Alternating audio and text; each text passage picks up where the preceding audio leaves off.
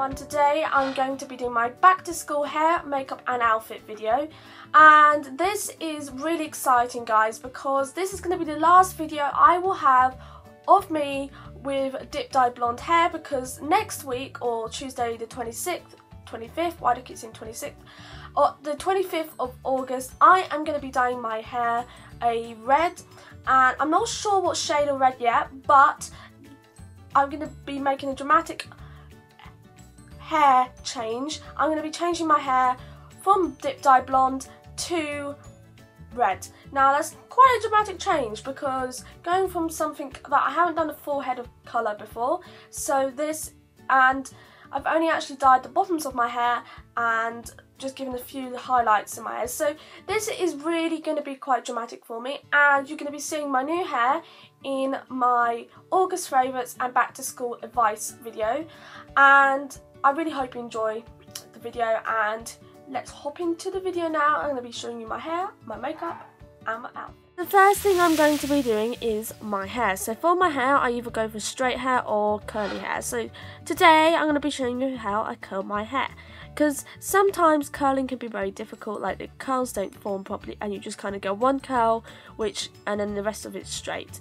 So I'm going to be showing you how to curl your hair properly, and I'm also going to be using the Remington silk curling wand on the 220 Celsius setting. Just make sure you set it to the right heat setting for your hair type.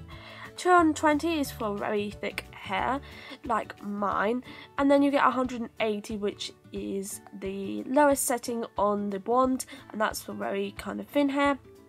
There's different settings for different hair thicknesses, so make sure you select the right one, because otherwise it won't curl properly. It probably wouldn't do anything if it was on the lowest setting and you had really thick hair, depending on the curling wand of course. But if you're using this curling wand, then I would recommend the 220 Celsius, because that is the one I use for my hair.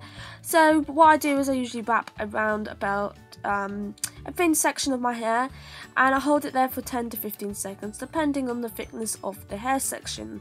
So again, I just make sure that the hair isn't attached, the curl isn't attached to any other uncurled bits of my hair, otherwise it will cause frizz or it won't curl properly. So what I like to do is, again, I like to hold it there for 10 to 15 seconds.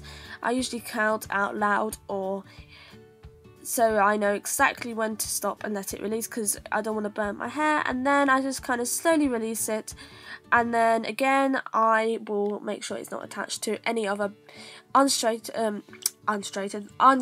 pieces of hair. And once I've made sure that's alright, I will take another piece of my hair, and then again I will wrap the hair around the curling wand and then hold it there for about 10 to 15 seconds. Whenever I do my hair, I always count to 10 seconds. It actually says in the instructions that you should be holding it around the wand for about 10 seconds, so I know that it is okay. And then I always recommend do read the instructions before you start the curling process, because it really gives you some useful tips on how to curl your hair. So now I'm dividing my hair up into two parts, just because I want to make sure I get the pieces that aren't straight. I keep saying straightened, I've got that on my brain at the moment. I mean curled. So then I wrap the hair around for 10 to 15 seconds. Towards the back, I don't really bother, because my arms are getting really tired, because you've got to hold it there every 10 to 15 seconds every time you curl your hair.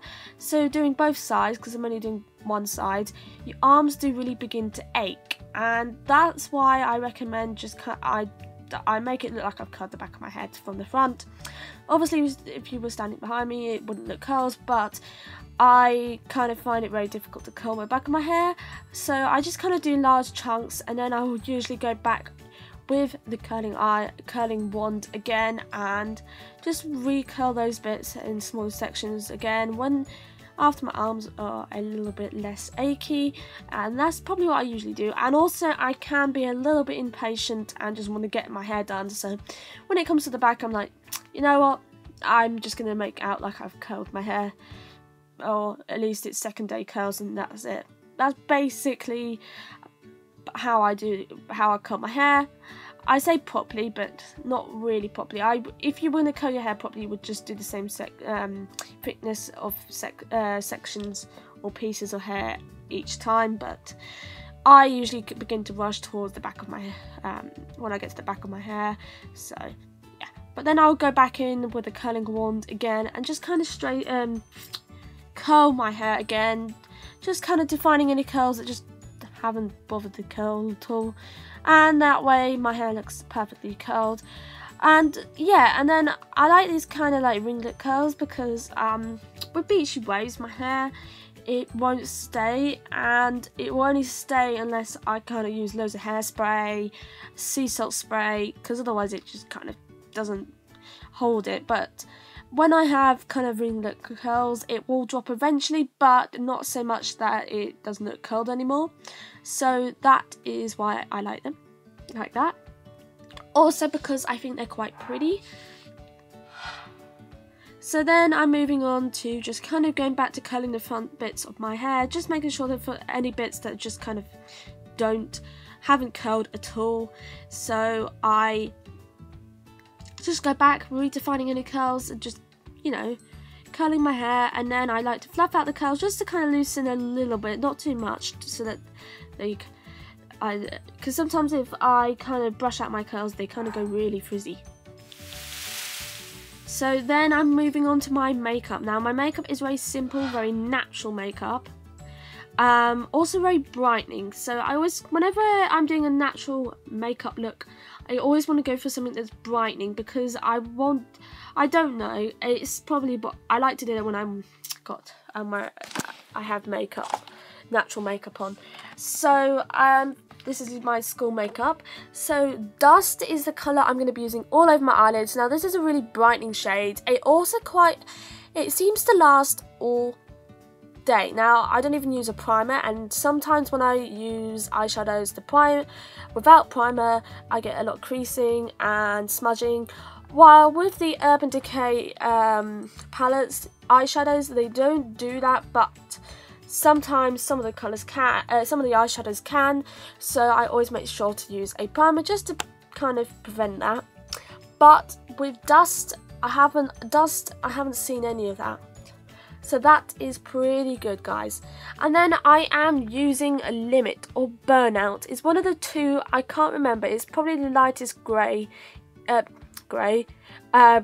in the palette. So you just use any light neutral brown colour. So it's kind of like a cool toned brown, not a warm toned brown. So I'm using that on the double-ended shadow / blending brush, and I'm just going to be applying this on the outer half of my eyelids, and then I'm going in with the Inglot eyeshadow. I like getting the Freedom Style palettes because I get to choose what eyeshadows I want. So I got this white. Now the white from Inglot is the best. Now whenever I go to IMAX, I always make sure to get a new white. So because it's my favourite and I use it every day, and then eventually it hits pan, and then eventually I can't use it anymore, and that's really sad because IMAX London is in July, so it could be pretty difficult to get that again, because I know where there is an Inglot shop, but I've only been to that place once, so yeah. So I don't often go to Inglot stores so really going to IMAX is the only time I get a new Freedom Style palette. So yeah, I have to wait. So now I'm going to be moving on to applying my mascara. I'm using the Natural Collection Waterguard mascara, which is actually the best waterproof mascara I've ever tried. It gives length, it doesn't clump, it gives volume, and it does not smudge when you go swimming. It is that perfect waterproof mascara, and it's also very easy to remove with makeup remover or makeup wipes. So it is waterproof, but it's not kind of like you have to use every type of makeup removing product you own to get rid of it. It's just a simple makeup wipe and it comes off. It's also it gives a lot of volume and length and definition to the lashes as well. So this is the perfect mascara, guys. And then I'm going to be applying concealer and foundation or BB cream. So with the Barrier M Light Reflecting Concealer, I'm going to apply this under my eyes, around my nose, around my lips for definition to the lips, and on my chin and on my nose just to cover any redness on my nose, and in between my eyebrows to bring some more brightness to the face.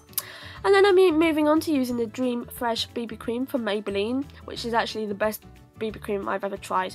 Well, it's the only BB cream. No, I tried one other BB cream, but that was a NARS BB cream. I think it was NARS, yeah. But this is the best. This is like a dupe for the NARS BB cream. I think NARS have a BB cream, or is it? No, it's their tinted moisturiser, sorry. The tinted moisturiser is, this is a definite dupe for the NARS tinted moisturiser. They are the perfect formula, guys. Very brightening, gives a nice coverage. So yeah, and I'm going to be applying that with the Eco Tools BB/CC brush. This is actually the perfect brush. It helps give a lot of coverage, and it doesn't kind of soak up the product, so that I'm applying it, but it's not applying much. It's just kind of soaking the product up, and you know. And so I'm just going to be blending this all over my face in circular motions, and also blending out the concealer as I go, because that's kind of how I like to blend out my concealer.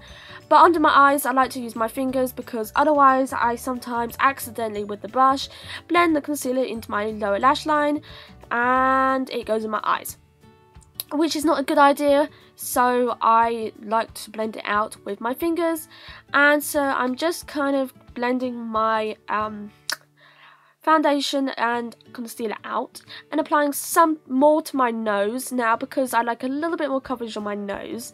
So I'm just going to blend out the concealer under my eyes.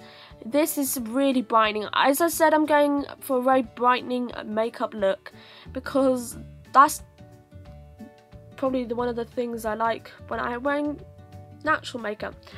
I also like a very brightening face makeup look when I have kind of very dramatic eyes, but I like even more brightness, brightness makeup look, face makeup, when I have very natural makeup, because it's all, I just want to kind of go to school with a very bright and fresh, ready for the day of lessons. That's basically why. Well, sort of. And then I'm moving on to using the M.A.C blush in Lovecloud. This is one of my favourite blushes. I'm applying this with a Topshop ombre brush, and I'm just going to be applying this to my cheeks in circular motions, and then blending it out with my fingers, because sometimes I can accidentally apply a little bit too much to the cheeks, and then it kind of looks like I have a bit of a fever, and I don't want that. I want it looking as natural as possible. So then I'm applying the Balmi Lip Balm to my lips, just to moisturise my lips, before moving on to using the Maybelline Baby Lips in Peach Kiss. Although this is a lip balm too, I don't find it as moisturising as the Balmi Lip Balm, so I like to use that first. So I'm just going to be applying this all over my lips before moving on to using the Revlon ColorBurst Lip Butter in Wild Watermelon, which is actually my first ever lip butter I ever owned. This is actually the second one. Obviously the one I had used before, I actually lost that one. I think I probably left it at someone's house or in Ireland, where I accidentally leave most of my makeup. So I'm going to be applying this. I'm just going to kind of pat it on my lips and then smooth it out gently. So then that's kind of like how I get a natural lip look. I usually use really bright colours that are really pigmented, but then I use a lip balm or a concealer to make them a little bit less kind of like she's wearing lipstick, instead of your lips but better look. That's basically it. So yeah, that's basically the finished look. Here's a final look at the finished look. So this is the look. It's just a very simple, bright makeup look, and also the hair is super curly. So now moving on into the outfit. So the outfit again is very simple and also very smart casual. So the cardigan is from H&M. The dress is from Dorthy Perkins, the tights from M.A.C, and the shoes are from Topshop. So the outfit details will be in the description box, and also the makeup details as well, and any other info such as my social media will also be in the description box. Thank you for watching my video, and I really hope you enjoyed it, and I'll see you next time for my back to school advice and on the go breakfast idea. So thank you for watching, and I'll see you next time. Bye!